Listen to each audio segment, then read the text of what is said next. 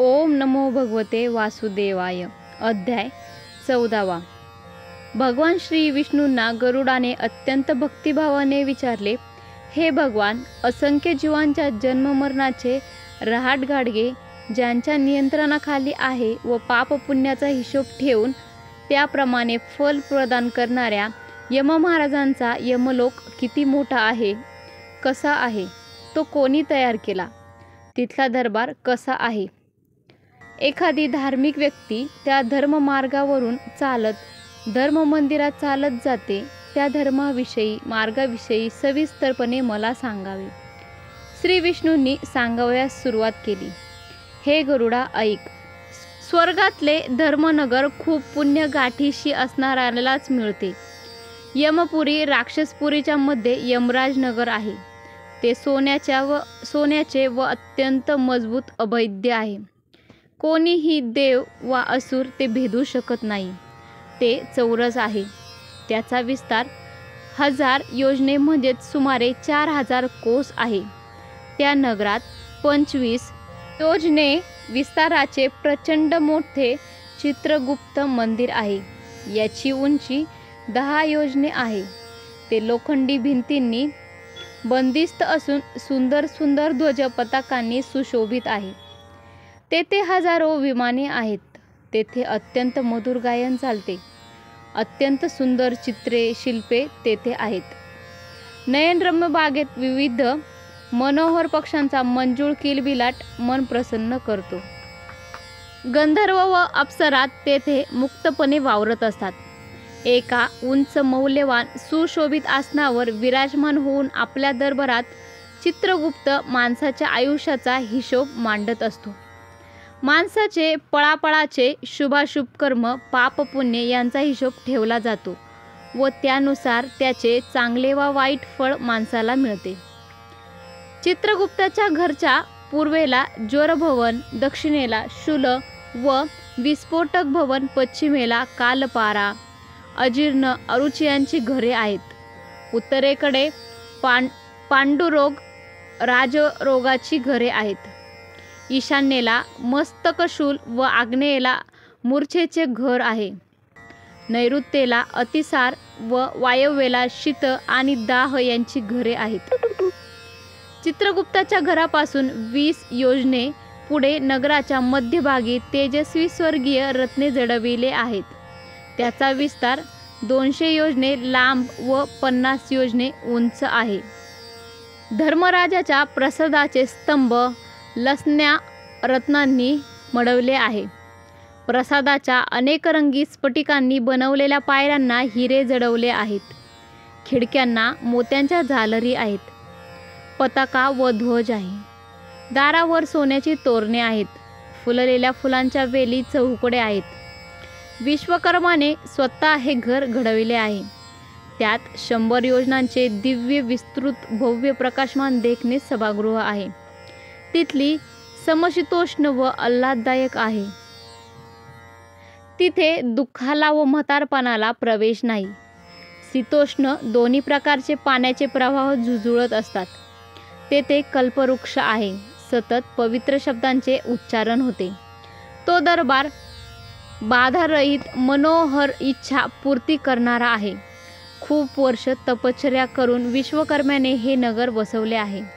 उग्र तपश्चर्या व्रत करणारे, सत्य बोलणारे, शांत स्वभावाचे, संन्यस्त वृत्तीचे सिद्ध पुरुष, पवित्र कार्यकर्ते, तेजपुंज अलंकृत, निर्मळ वस्त्रे धारण करणारे लोक त्या दरबारात बसले आहेत. त्या दरबारात 10 योजने विस्तृत अलौकिक रत्नांनी मढवलेल्या अत्यंत सुशोभित सुंदर छत्रमंडित आसनावर सर्वश्रेष्ठ सज्जन धर्मराज अर्थात यमराज महाराज बसलेले आहेत. त्यांच्या कानातील कुंडले दिव्य तेजाने झगमगत असतात. स्वर्गीय लावण्याच्या दिव्यांगना अप्सरा त्यांना चामराने वारा घालत असतात. गंधर्व व अप्सरा आपल्या स्वर्गीय दिव्य गायन वादनाने त्यांची सेवा करतात. उग्ररूपाने बलवान योद्धे धर्मराजांच्या अवतीभोवती असतात.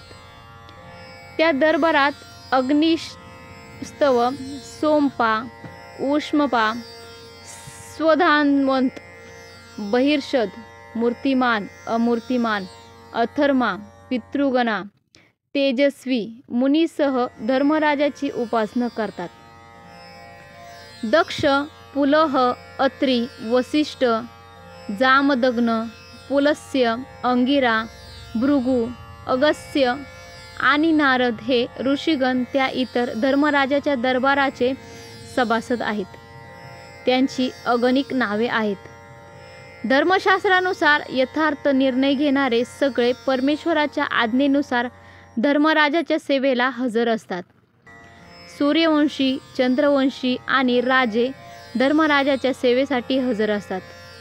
मनु, दिलीप, मांधाता, अंबरीश, भगीरथ, सगर, मुचुकुंद, अनरण्य, सहस्रार्जुन, पांडू, शंतनू आणि इतर पुष्कळ अश्वमेध यज्ञ केलेले राजे या दरबाराचे सभासद आहेत.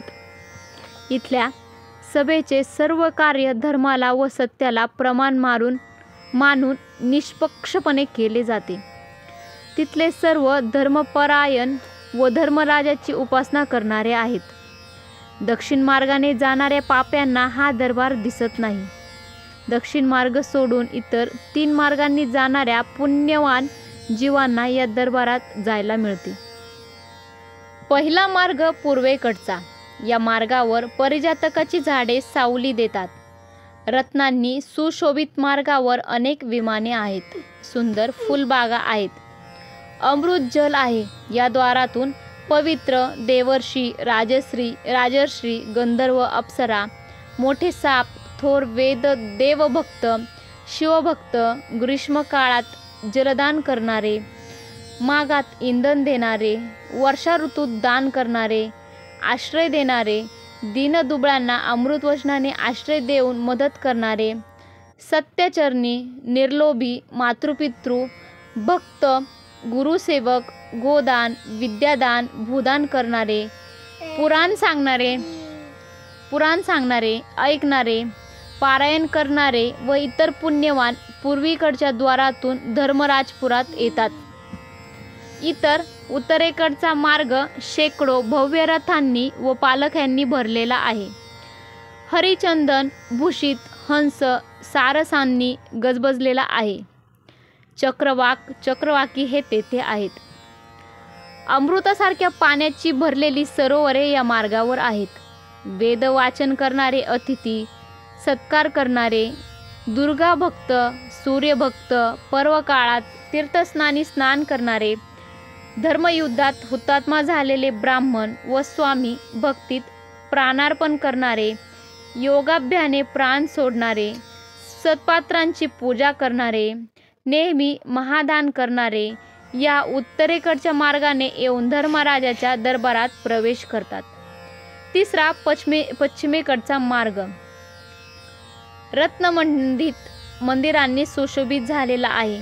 हा मार्ग ऐरावताच्या कुळातला प्रचंड हत्तींनी व उच्चश्रवा कुळातल्या अबलक दिव्यांनी घोड्यांनी भरून गेलेला आहे. या द्वारातून आत्मा व शास्त्र जाणणारे, अनन्य विष्णुभक्त, गायत्री मंत्र जपणारे, अहिंसावादी, एकपत्नीव्रती, अग्निहोत्री, वेदशिक्षक, ब्रह्मचारी, वानप्रस्थी तपस्वी, श्रीपादी संन्यासी, ज्ञानी, शिवविष्णुव्रती, स्वकर्म ब्रह्मर्पण करणारे, देव, ऋषी, पितृ-तृणातून मुक्त, पंचयज्ञ तत्पर पितरांचे श्राद्ध करणारे, त्रिकाल संध्या करणारे, सत्संगप्रेमी, कुकर्म व पापी लोकांपासून दूर राहणारे हे सर्व सुंदर विमानात बसून अमृतपान करत सुंदर अप्सरांची सेवा घेत या दरबारात प्रवेश करतात.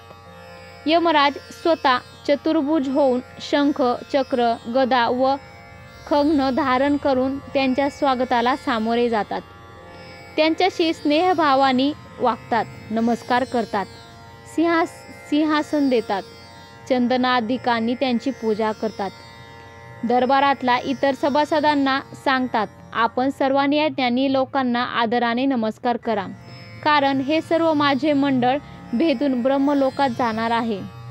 हे बुद्धिमानात श्रेष्ठत्व प्राप्त केलेल्यांनो, नरकाच्या क्लेशांना घाबरणाऱ्यांनो, पुण्य संपादून तुम्ही देवत्व प्राप्त केले आहे. अत्यंत दुर्लक्ष मानव जन्म मिळवून त्याचा सत्कर्म करून पुण्य संपादन न करणारे घोर नरकात जातात. यमराजाचे धर्मवचन ऐकून धन्य झालेले ते पुण्यात्मे यमराजांना व दरबारातील सर्वांना भक्तिभावाने प्रणाम करून विमानात बसून मोक्ष प्राप्त करतात व ज्यांची इच्छा असेल ते धर्मराजाच्या सभेत राहणे पसंत करतात. काही पुण्यवान मनुष्य लोकात जन्म घेतात, सर्वज्ञ सर्व शास्त्र पारंगत होऊन श्रीमंती उपभोगतात व परमगती प्राप्त करतात. हे गरुडा, मी यमलोकाचे व त्यात प्रवेश करणाऱ्या सत्कर्मी पुण्यात्म्याचे सविस्तर वर्णन तुझ्या इच्छेप्रमाणे तुला ऐकवले आहे. भक्तिभावाने श्रवण करणाऱ्यांना धर्मराजाच्या दरबारात प्रवेश मिळतो. 14वा अध्याय समाप्त. ओम नमो भगवते वासुदेवाय.